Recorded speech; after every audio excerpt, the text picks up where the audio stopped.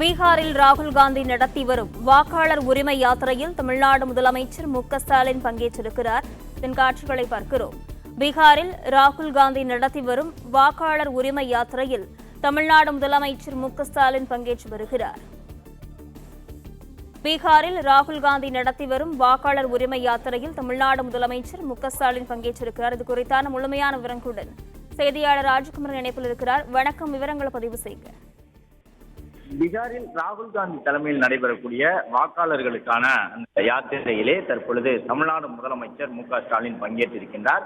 வாக்காளர் உரிமை யாத்திரை என்று பெயரிட்டு ராகுல் காந்தி இந்த யாத்திரையை நடத்தி வருகின்றார்.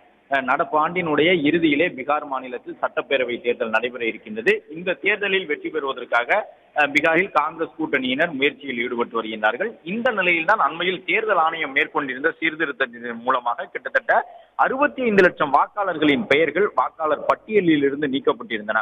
இறந்தவர்களுடைய பெயர்கள், இரட்டை பதிவு, போலி வாக்காளர்கள், உரிய ஆவணங்களை சமர்ப்பிக்காதவர்கள் என்று வெவ்வேறு விதமான காரணங்கள் குறிப்பிடப்பட்டிருந்த பொழுதும் அது வாக்காளர்களுடைய உரிமை பறிப்பு நடவடிக்கை திட்டமிட்டு 65 லட்சம் வாக்காளர்களை நீக்கிவிட்டார்கள் என்று குற்றம் சுமத்தி வரக்கூடிய காங்கிரஸ் அக்கட்சியினுடைய முகமாக இருக்கக்கூடிய ராகுல் காந்தி தலைமையில் இந்த யாத்திரையை பீகார் மாநிலம் முழுவதும் நடத்தி கொண்டிருக்கின்றார்கள். பல இடங்களில் நடந்து சென்றும் சில இடங்களில் இருசக்கர வாகனங்களில் சென்றும் ராகுல் காந்தி தொடர்ச்சியாக இந்த யாத்திரையிலே பீகார் மாநிலத்தில் பங்கேற்றிருக்கின்றார். இந்த நிலையில்தான் திமுக தலைவர் தமிழகத்தின் முதலமைச்சர் மு.க.ஸ்டாலின் இந்திய கூட்டணி என்ற அடிப்படையிலே இந்தியா கூட்டணி சார்பில் நடைபெறக்கூடிய இந்த பேரணிக்கு ஆதரவு தெரிவித்து இன்று காலை சென்னையிலிருந்து விமானத்தில் புறப்பட்டு பீகார் சென்றடைந்தார். பீகாரினுடைய அந்த கர்பங்கா பகுதியில் நடைபெறக்கூடிய யாத்திரையிலே அவர் ராகுல் காந்தியுடன் ஒரே காரில் செல்லக்கூடிய அந்த காட்சியை பார்க்கின்றோம்.